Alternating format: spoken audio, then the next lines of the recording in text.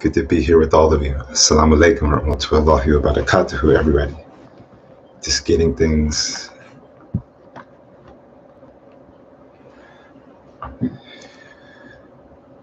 set up here. Happy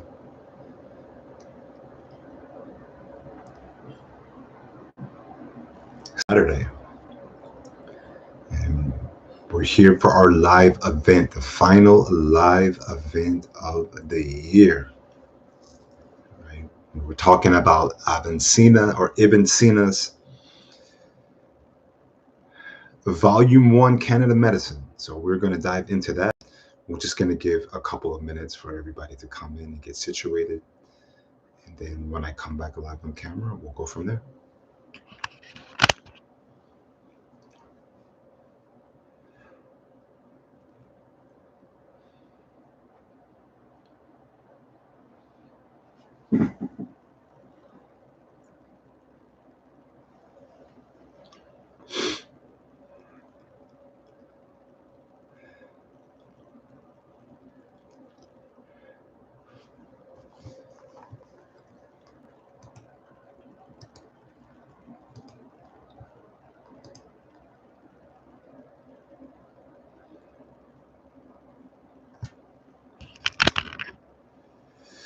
Okay.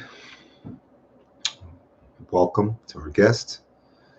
So now is about the best time to go ahead and get started. So first and foremost, I want to thank you for showing up. Glad for everybody who's here. Yeah, so welcome.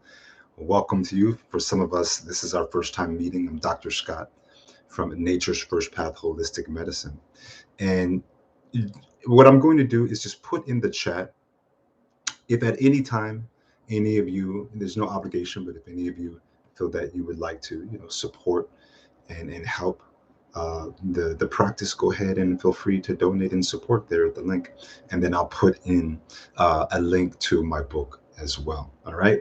But what are we here about today? Well, we're here to discuss a book that, frankly, in my opinion, doesn't get discussed enough in wellness and naturopathic circles. And there may be many reasons why this is, but I won't get into that so much now. We want to talk about the canon of medicine, and in particular, volume 1 of the canon of medicine. Right? So that's what this is about. So before I even get into who Avicenna was, or Ibn Sina, depending on how you like to pronounce it, and the books and how this is used in the practice, I really want to lay the foundation of how it all came about. And of course, at any time that any of you would like to ask a question in the chat, this is open. So by all means, feel free to do so. You can do that at any time. But we want to set the stage for how the canon even came about. So you know of Hippocrates, right, who's famously quoted as "Let food be thy medicine and medicine be thy food." And then after Hippocrates comes Galen and many other Greek influential philosophers and doctors that kind of laid the foundation for the canon of medicine. But we have to tell history how it is. So many people are not aware that both Hippocrates and Galen spent a significant time in Alexandria in Upper Egypt, as we know of the connections between the Greeks and the Egyptians during that time, right before the BC era. However we want to look at it, it's still on the continent of Africa.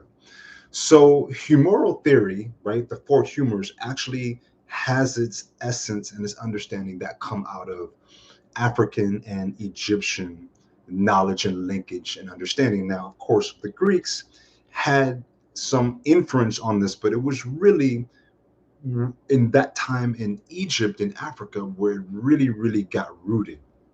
So Hippocrates really got his understanding of anatomy, physiology, and humoral theory while he was in Egypt. And some said that he spent up to a year, up to 2 years, possibly even more, gathering that Egyptian knowledge and taking it back to his practice and to his students in Greece. So that is a major, major part of the canon of medicine. Now, ironically enough, Hippocrates identified himself in Egypt and Alexandria. He called himself Asclepian, right? Which literally translates to a student of Amenhotep. Right? So Amenhotep, that's a whole nother discussion, who himself was a doctor and a monotheist in Egypt. And Hippocrates called himself Asclepian, a student of Imhotep. And while he was there, he learned herbology, naturopathic medicine or naturopathy, and massage, right? And using the writings of the Asclepius temple cult, meaning the students of Imhotep, in which he identified himself. So that kind of lays an early precursor to this, right? And welcome everybody. If you'd like to say something in the chat, feel free, shout it out. You can introduce yourself, say hi. I won't bite through the camera, I promise. Okay? That kind of laid the early foundation for Galen, who was to come 600 years later. All right, and he was born out of Asia Minor, which many of us today know as Turkey, that part of Turkey. He was born in 130 AD. Now, from his teachings, the concept of the pneuma, or spirit, whom Avicenna, what we know in Arabic called the ruh, that comes out. So 600 years pass from Hippocrates to Galen, and now this concept of spirit energy is introduced into the humoral theory. All right. Now, Avicenna definitely takes that to a higher level. Him and some of the other Sufi practitioners in Ayurvedic medicine, that was always been the case for the most part. But basically, what they're getting at is that without ruh, without spirit, there is no sustaining of life. I'm gonna go real deep with that later on as we get into Avicenna's writing. It's the creative forces that becomes the vital forces, i.e. vital life forces that sustain life. So what does that mean? Well, that means all your exercise, all your nutrition, all your juicing, all your herbs only serve to spark that force of life, which is unseen. And it primarily takes place in the lung region, more or less in the body. Now, of course, it's the whole cells, but they really focus on the tree of life area, right? In the chest region. That's deep stuff, right? So the codification of the humors that we're going to focus on is to the liver. We'll talk about that later. And that blood is blood humor, and it's hot and moist, right? And then to the phlegm humor, which is cold and moist. And then the bilious humor, which is hot and dry. And then atrabilis humor, cold and dry. We'll break down what all of that means in a little bit. But basically, it's the human being and the elements, inner and outer, fighting for survival. And in the right balance, that is where health and wellness takes place. So this all falls in place on the foundations of Avicenna's outlook and overall perspective on life. So did we get that foundation? Hippocrates, going back to Egypt, Galen also, who spent time in Egypt, and then spirit, all there. And look how much time passed between each. 600 from Galen to Hippocrates, or Hippocrates to Galen, and then almost 800, or almost 900 years from Galen to Avicenna. Quite interesting. So that brings us why we're here today. Who is Avicenna? Well, Avicenna or Ibn Sina was born in an era when humoral theory was at its height, and but new understandings were being shared with it, right? Especially during the golden age of Islam, and the travel between the Greeks and the Africans and the Persians and the Turks and the Chinese and the Indians. There was all of this knowledge and information being shared and spread. Okay. But what Ibn Sina came to understand, even before he wrote the canon, was that the human body is just in constant interaction with the human elements. And it's that constant interaction that dictates one's life, so to speak, right? His full name, Al Hakim Abu Ali Al Hussein Abdullah ibn Sina, right? Long, long name. He was born in Bukhara, which we would know today as present day Afghanistan. Right? So at one time, these were cradles of learning and knowledge and deep civilization. Now, eventually, he came to end up in Persia, but he was born in that area. And he was raised in all the spiritual sciences. He studied the philosophies of the Greeks. Of course, he memorized the Quran. He knew about the writings of the Egyptian medical masters, so to speak. Okay. And then he was firstly famous for his book of Kitab al-Shifa, which basically translates in Arabic, the book of healing, right? That was kind of setting the stage for the massive magnum opus to come later. And in the book of healing, the Kitab al-Shifa, is breaking down, he codified the knowledge of the humoral theory and the Greek understanding and what he knew of Islamic medicine and codified it, right? He realigned what we call tib healing or prophetic medicine healing. And the Canada medicine in the Kitab al-Shifa was used well up until the 18th century in Europe. So how long is that? Many years. If he was born, right, in 980 and up until the 18th century in Europe, that's a long time for his writings to be used. And then I'll ask the question today, what happened? What would our medical and system and healing system be if we used 1/4 of that of the first volume? It's for another time. But how can we even just understand the canon in general? So what is the canon? We're going to talk about the volume 1, which is general medicine. He called it general medicine. Book 2 on natural pharmaceuticals, holistic, herbology, everything, right? 3, special pathologies, cancer, diabetes, rashes, right? Body disfigurations, right? Minor surgery, all of those things. Book 4, systematic diseases, right? Even going deeper, orthopedics and cosmetics, how to, take care of the physical appearances. And book 5, pharmacopoeia, all the herbs, everything noted at that time that affects and treats the body. But for our live session today, we're just going to focus on volume 1, general medicine. But in reality, there's nothing really general about it.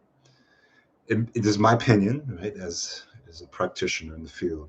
This is perhaps one of the greatest introductions to human health in medical writings over the last 2,000 years. That's just, again, my personal opinion, right? But for so many reasons, and for so many reasons that the Europeans used it for almost 800 years. So why do I say this? Well, what sets the canon apart from other medical textbooks is that it acknowledges, right, and gives the importance of the soul. And we find that those people who have a spiritual practice as they do healing, their outcomes are better. So I myself have read the canon, right? I'm not just theorizing, I've actually read it, used it in the practice, and it's been a great influence on the nature's first path practice. So from Avicenna's point of view, it's the soul or ruh, spirit, that governs the akhlaq. Now you're like, okay, what is akhlaq? Well, akhlaq mean the humors, and I'll break down those humors later.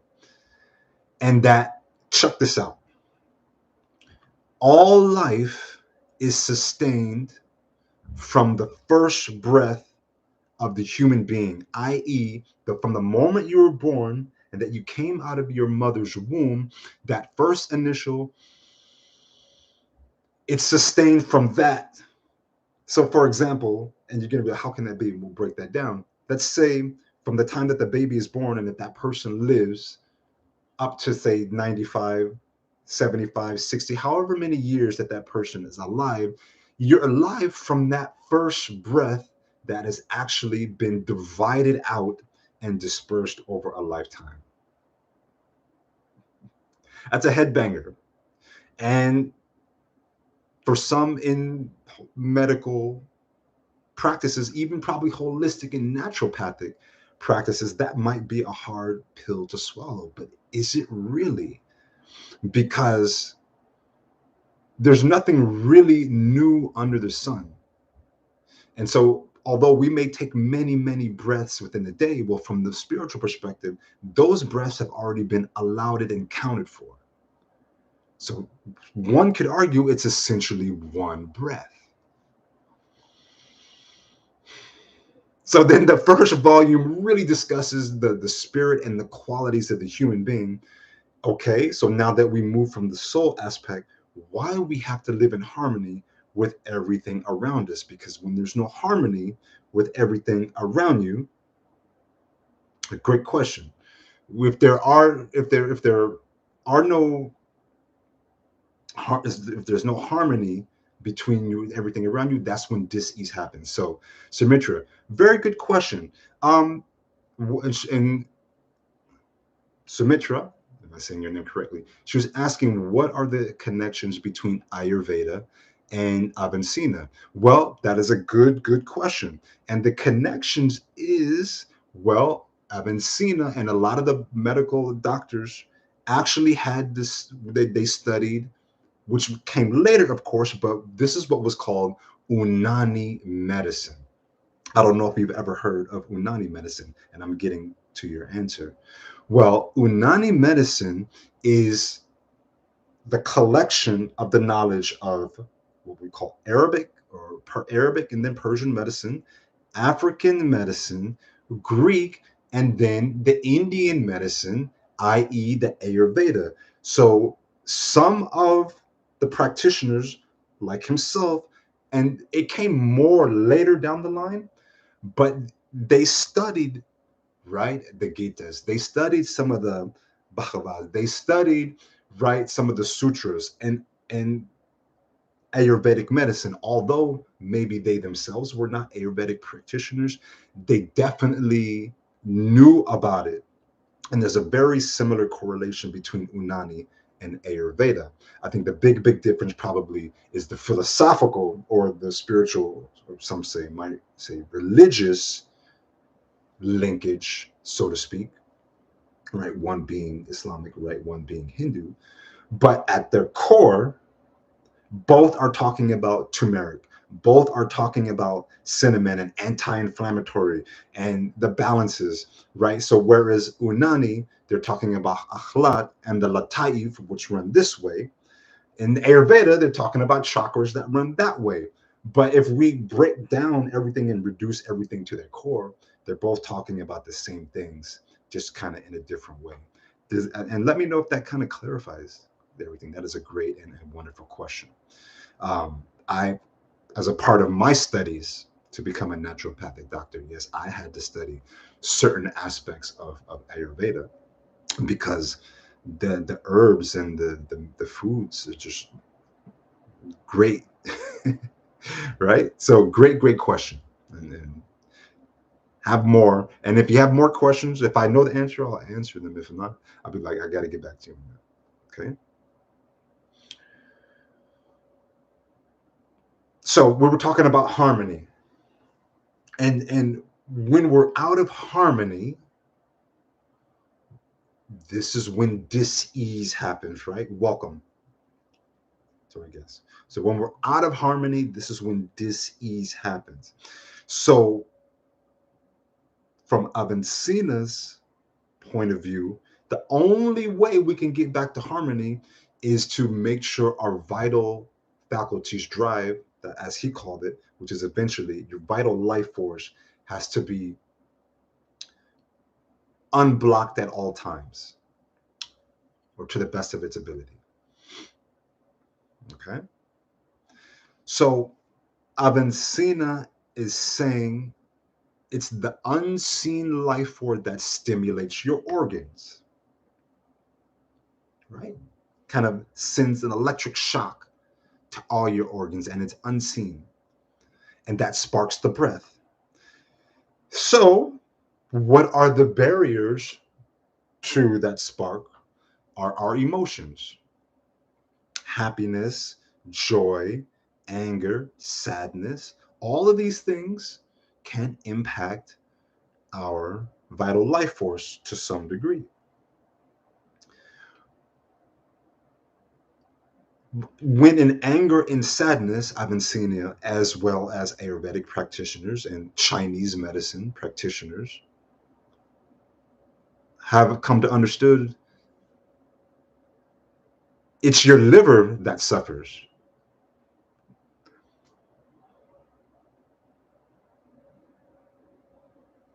Absolutely, Sumitra. Yeah, yeah. That it's deep, and I have to, and I'm answering a question, by the way, for people who don't know. I still consider myself a student, right? Yes, I'm in practice. Yes, I have my patients and clients. I'm still a student and will be till the day I take my last breath. And the longer that, if we remain students, we will always be able to help our people more, right? So, as we were saying, the liver handles the heavier portion of the humors, but the heart of the organs, the heart is the governor, is the center. Okay. And then so as we start moving to the fourth volume, he dedicates an entire section dedicated to the origin of the breath. Right? Dedicated to the origin of the breath. And he's talking about the creator created the heart hollow on the left side, which is the storehouse of the breath. And that breathing drives the soul. It moves the soul to all body parts, right? So are we getting kind of a picture of all of this? We were talking about like the soul and then the vital life force, and now how the breath is divided, and now the heart is that. Now we're getting physical. Now it's kind of pushing and flowing everything, but it's just that one breath, as we talked about, that lingers in the body over a lifetime. It's still, I know this, I've read this hundreds of times.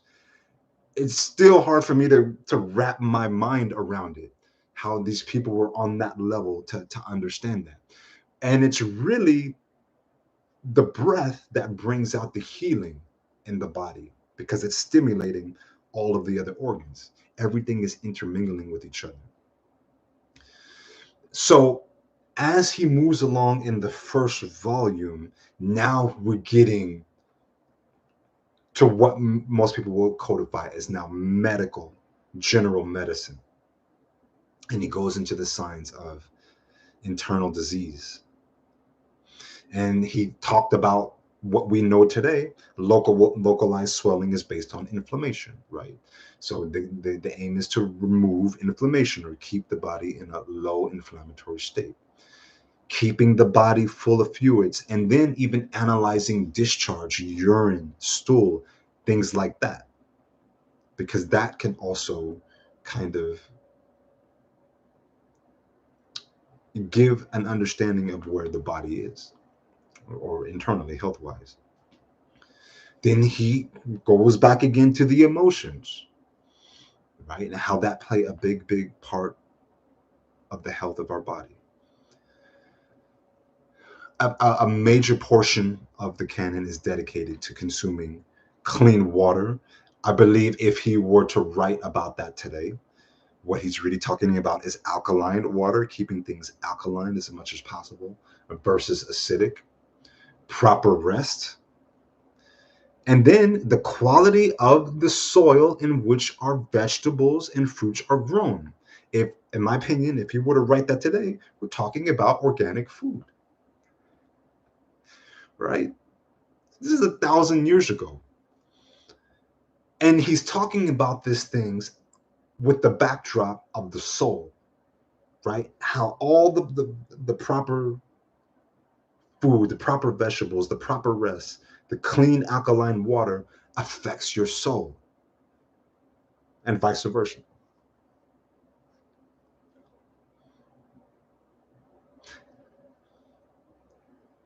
Many page later, because he wrote these things in stages and phases. So by the time you get to phase 3 in volume 1, he's breaking down classifications of diseases and their symptoms. So all of it, the rashes, the cancer, the headaches, the blurry vision, the insomnia, all of it, for the most part, for what was known at that time. And what he was able to understand and to break down, and he understood that signs and symptoms actually represent the state of health.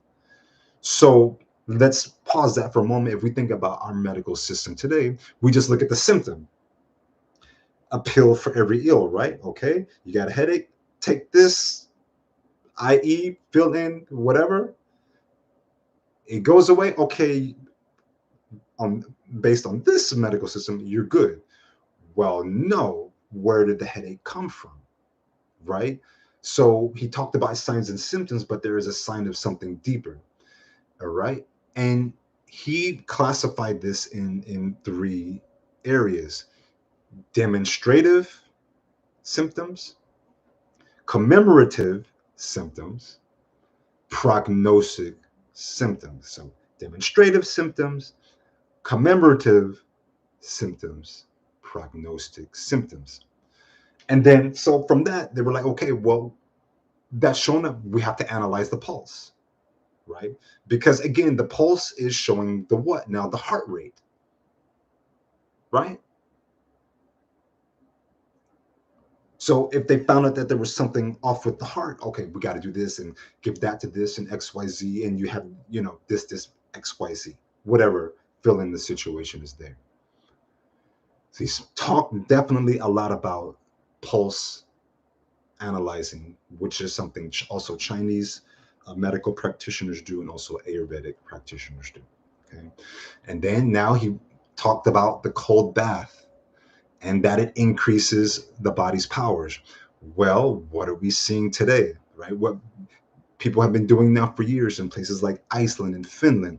What do with the polar bear people? They go and they're dunking in the cold water, and they swear by it because they know that raises the body's powers, right? And this is a major backdrop of naturopathic medicine. And even me myself, I never take always just a full hot shower. So even taking a hot shower, maybe the last 30-45 seconds, it's cold for my body, shock the body, and that's excellent for people who want to burn brown ADP, brown adipose tissue.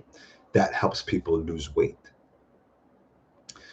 He talked about urine and stool examination, an entire section on exercise, right? Wow, what a concept, right? A doctor actually talking about exercise as a medicine, and he also lived that himself. So the beginning of volume one, talking about the soul, moving it all the way in, and now physical movement. And we talked about everything in between there. Well, there's one last part to that volume. Not only does he end volume one on various surgery techniques, right? Like getting into surgery related to abscesses, tumors, right? Visible cancers on the skin, organ dislocations, bone setting, all of that thing. That sets the tone for the four remaining volumes, which is absolutely out of this world. A 5 set medical encyclopedia, again, in my opinion, based on the likes of which we might have never see again. Where are the Avicennas of the world today? Before I move forward, are there any questions? Where are they? There are many, but if we think about what these people, they gave their life so that we can reap these benefits today. So my question, which really brings us here, what would our medical system look like today if we used one quarter or 1/4 of that knowledge from just the first volume in this day and time? What do y'all think, if anyone would care to say?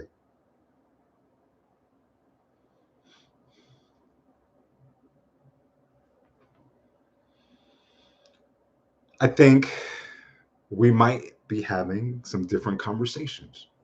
That being said, there are many people who are carrying on the knowledge, right? Of course, he's in his own level, but there are many energy healers, naturopathic doctors, homeopathic doctors, nutritionists, herbologists, right? Hydrotherapists, and yes, even some MDs, right? Standard trained medical doctors are coming back to this because they've been dealing with their own health issues, right? Been coming back to the nutrition, been coming back to the energy, been coming back to the exercise, the detox, the sweating. It's all there. So it's would be nice, right? That's philosophy. This is what we do. Da, da, da. But how is it used in my practice? How have I been using it, right? So when necessary, I try to employ some of the techniques that I've been seen to have laid down to some of my clients and patients when it's needed. So to do that, we really have to understand those four humors. So picking up from where we left off, the first part of the talk, understanding these states can make things less complicated on the path towards healing. So we talked about the akhlaq.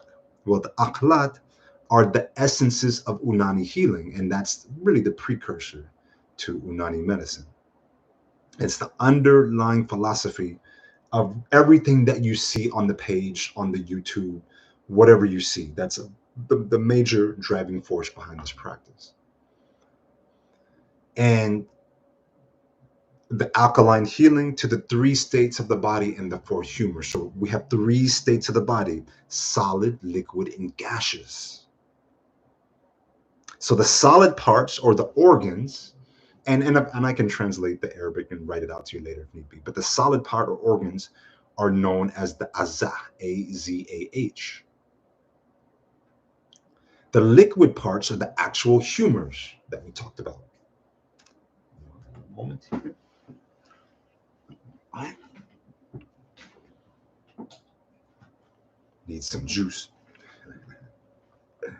And the gaseous state, the pneuma, the ruh. Now, if you will imagine, all of these things are flowing within you and around you, outside of you, when you're asleep, when you're happy, when you're sad, when you're in the car, when you're traveling, whatever you're doing, these states are always flowing, right, so to speak.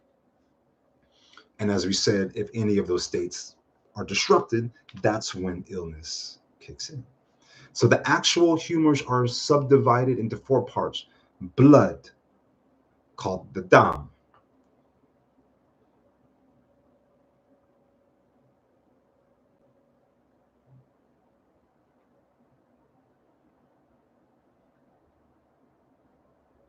Hmm. Oh, and my name is Dr. David Scott, but no problem. Hmm. So a question was asked. You said that cold, right, so to speak, gives power, the body power. You made me think about the past 5 centuries. Do you think that concept goes greater than just the human body? Not to confuse power with the wisdom and maturity. Yes, we're talking about physical power, right? Sure, I'm going to answer that question. And the answer is yes.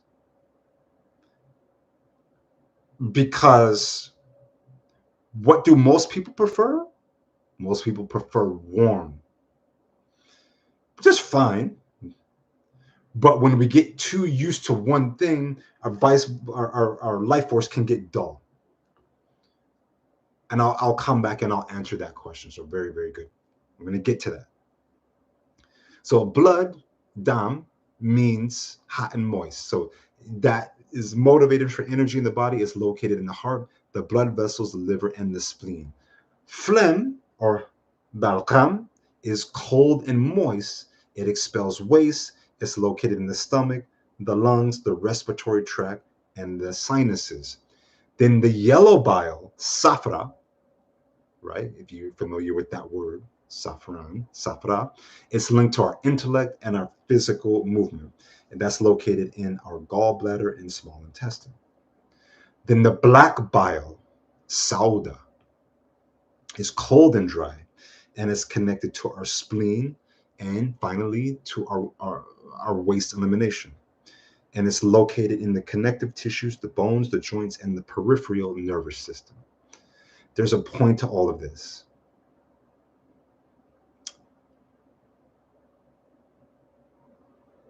Yes, phlegm. Yes, the quick and short of it. Yes, so when people are high on the phlegm, yes, their body tends to be cold. Phlegm is linked to cold. Now, there's a place for that, for phlegm, in the right balance of, and that keeps us from overheating, actually. So yes, Symmetra, to answer your question, yes.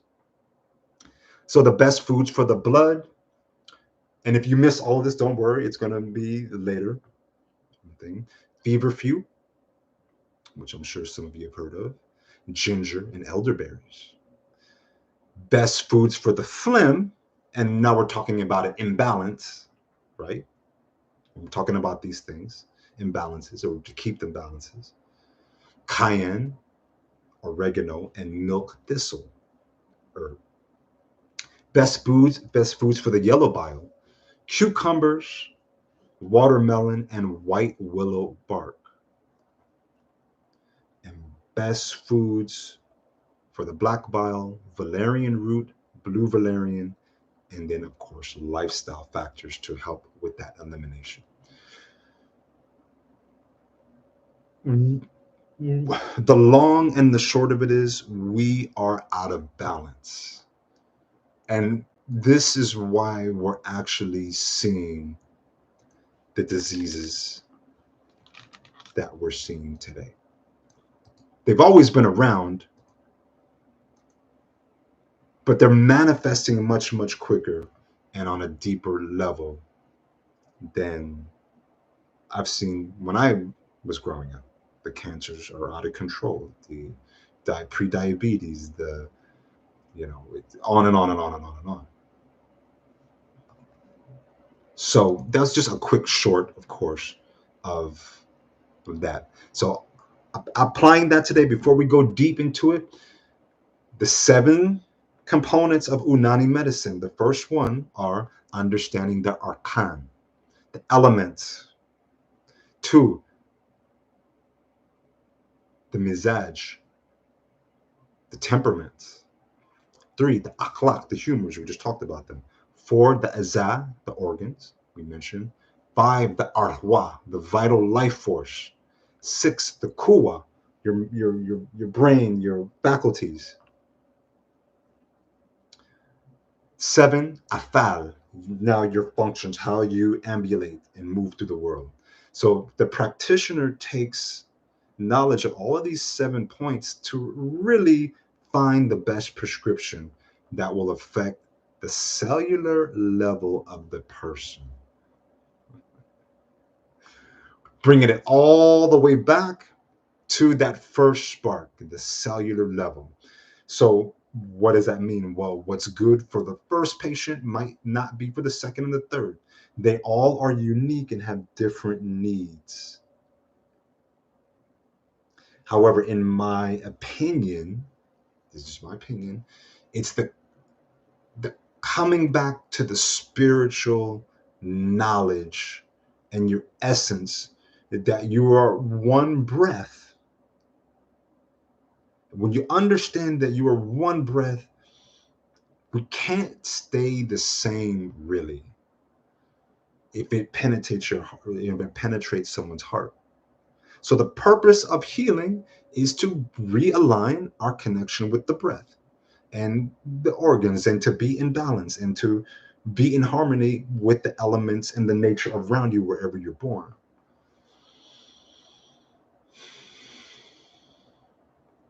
So if someone is in need of realignment, well, how do they do that? Right? They can definitely, first and foremost, connect on my page, right? naturesfreshpath.com. I put a link there. And if that resonates, they can email me, dr.scott@naturesfirstpath.com, dr.scott@naturesfirstpath.com, the way that you see it there on the site. And then if you're not in need, spread the message. Take these videos, share them, let people know, go back, right? Over 11 years of writings on the site. My book is there, right? Which I'm going to also put here. Feel free to get a copy of the book and go from there. Now, before we close out, I want to go back to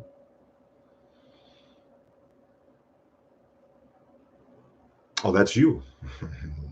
You're asking the question. You're a doctor. Yeah. It's like, I'm honored to have you. I believe from what so I can only talk about what I know. As the saying goes, you know what you know. So I've seen the effect on it of the cold, energy, air, water, so to speak, if you will, on my life, and then in the people around me. So there's a group of us that we exercise, we strength train 2 hours a day, 6 days a week. We're there at between 3:30 to 3:45 in the morning, right? And some of the people in our group, they have been doing cold baths, cold dunks, or they've been going to cryogenic, getting cryotherapy, right? And you can only take 2 minutes, 3 minutes at most when you go to the cryo spas. And we see their output stronger, their power, their lifting is longer, their running is longer. And think about it, we're up 16, 17 hours a day, seeing patients, seeing clients, eating, being with family, and going to the gym. I'm in Southern California, so it's dry and hot and windy sometimes. And that dries out the body, which is a form of heat, I'm sure that you know. So bringing more cold stimulates those organs. Now let's flip that a little bit. you still get the same benefit for those people who live in colder areas. And again, this is my opinion. But then I also believe that for people who are in those colder, drier areas, also benefit to get more heat and more humidity in their body. It's kind of reverse, if that makes any sense. So to answer your question, is just my personal opinion.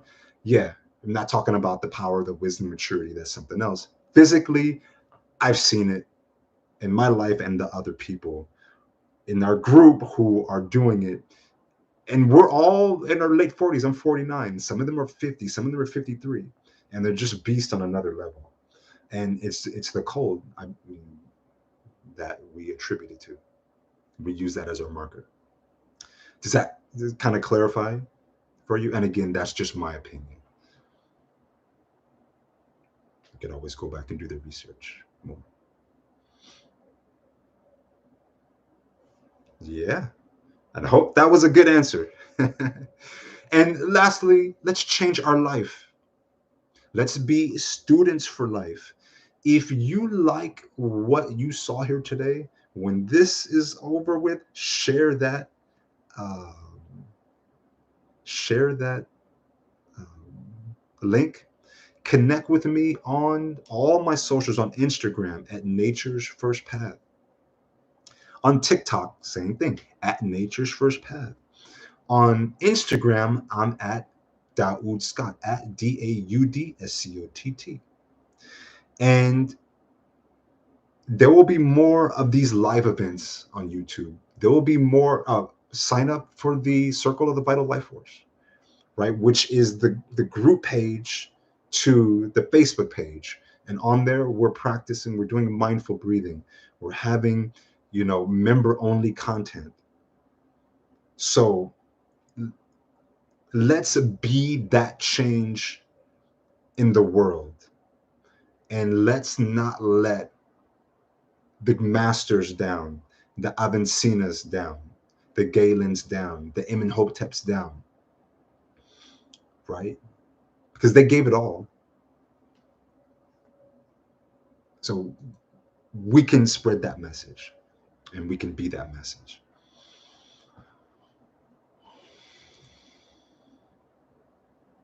Any questions, any concerns, anything anybody want to say?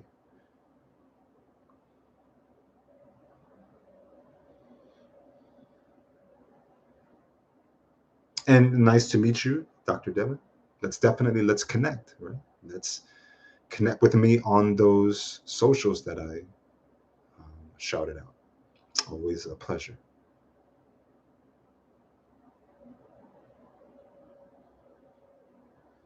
Yes, good. That's amazing. Okay, absolutely. And thank you. Always, again, a pleasure to have a fellow naturopath connecting. And I would like to wish everybody, of course, it's all perspective, of course, as we know, but an amazing upcoming new year. And that you reach to your true state, that you reach to your higher level. And whatever is coming for you, may it come. And let us have no fear. We're going to stand on this message no matter what to the end, right? With love and with kindness and with certitude and with focus. So that being said, I would like to send you greetings of peace of Assalamu alaikum, rahmatullahi wa barakatuhu. Peace be upon you. All that you do, and we're going to get it together again. Thank you so much for attending today. And we're going to have some more coming up. I guarantee you. You got it. Aha, beautiful. Well, peace and blessings to you, Sumitra. Blessings, blessings. Let's rock the house and let's stay alive and let's be that breath. All right? Dr. Scott signing out. Looking for more stuff. More stuff is coming. We'll see you then. Peace.